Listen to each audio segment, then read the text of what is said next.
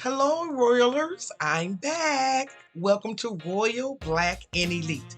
Let me tell you, I have been writing and speaking and teaching, and it has been a lot.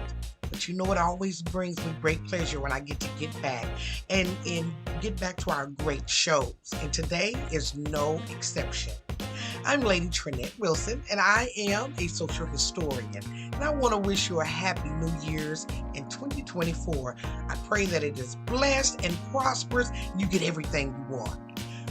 Now, today's show is really interesting because I thought it really important for right now, given the information that recently came out surrounding a health crisis that was in our country.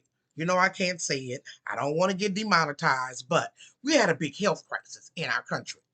And now all this information is coming out about, oh, well, yeah, it was really true. This really did happen.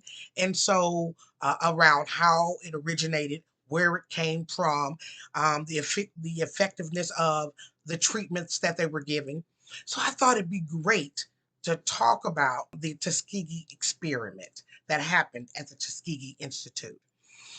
So, recently, if you're a fan of the show, The Gilded Age, which is a really great show. I have loved watching it, and I'm actually going to start doing a review on it. Well, on the show, there's these two characters, James Fortin and Peggy Scott. Fortune owns a newspaper that Peggy Scott writes for, and they go down to the Tuskegee Institute, which really sparked my interest and really motivated me to tell this story about the Tuskegee experiment. It was sad, it was horrible, and I thought it would be a great time for us to learn about it. Now, Tuskegee was founded on July 4th, 1881. The first president was Booker T. Washington, and he was only 25 years old at the time. He grew that campus from just a little church room to over 2,300 acres of land.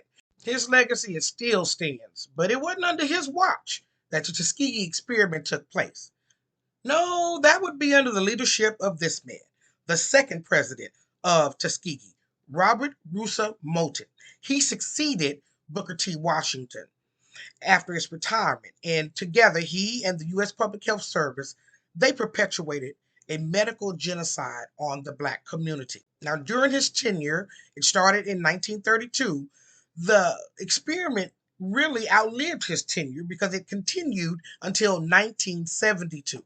So for 40 years, the American government watched black men succumb to syphilis, even though they could have treated them. In fact, penicillin had already started being used in 1950, but black men were denied the treatment that they needed, all in the name of research.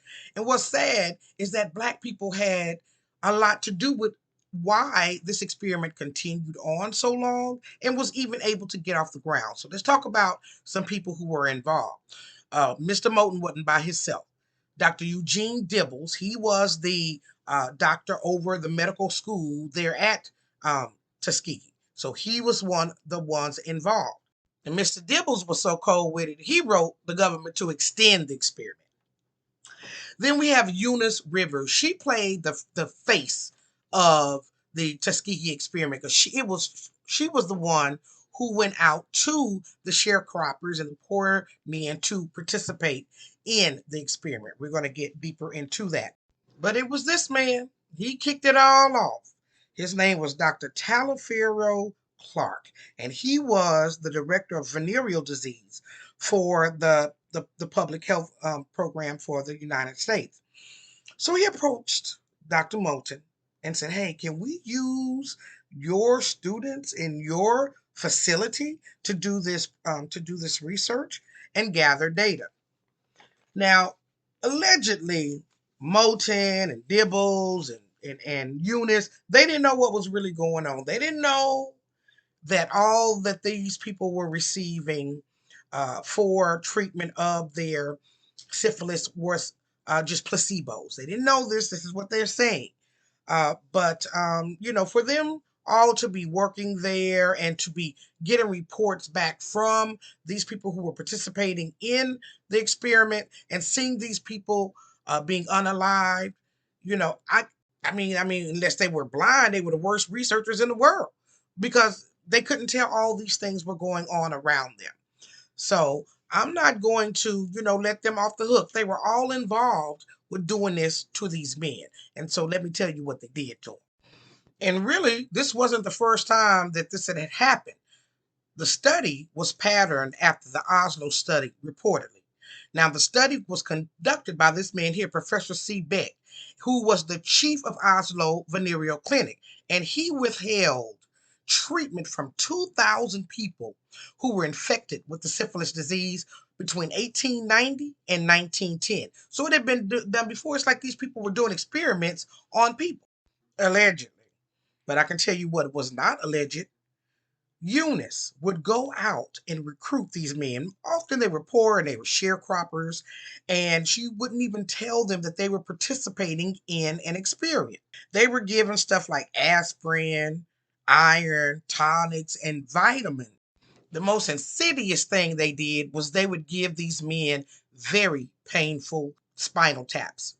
These men were told that they had bad blood, but in truth, all that they were doing was monitoring them to see the stages of syphilis, what the man goes through, and ultimately the man would be unalived at the end.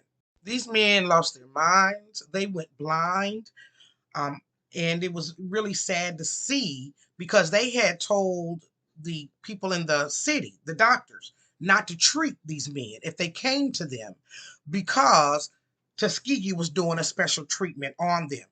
But thank goodness some of the doctors started treating these men, and the men started waking up and saying, "Oh, wait a minute, Nurse Eunice, you get on away from around here, because every time you come around here, we get sick." And they was promising a pittance. I mean, what they were promising to give them was absolutely nothing. These men were not paid for what they were doing, and so they began to wake up in the community and began to reject the study. Now, the only reason the study came to a close is because in 1960, a man named Peter Buxton, who was a venereal disease investigator and a reporter, and what he did is he leaked the information to the press. So here you go, front page. Now everybody knows what the government is doing in conjunction with Tuskegee Institute. People were appalled that this had happened. The public outcry was swift and loud, as well it should be. Once the report came out about what was happening at the university, in 1972, an ad hoc committee came together to study what was going on. Now, mind you, this study was still in play. It was still going on. These men were still coming in. Some, like I said, some men were finally started to be treated in town. And a lot of people were like, Nurse Eunice, we can't be messing with you because you're not quite right. And let me just be honest, Nurse Eunice was not the only nurse who was involved in this project. You had researchers, you had people who were taking the blood. She was just the marketer, the one who went out. And they used her because she looked trustworthy, like their aunt or their grandmother, and they could trust her. And she was using language like baby doll and honey sugar.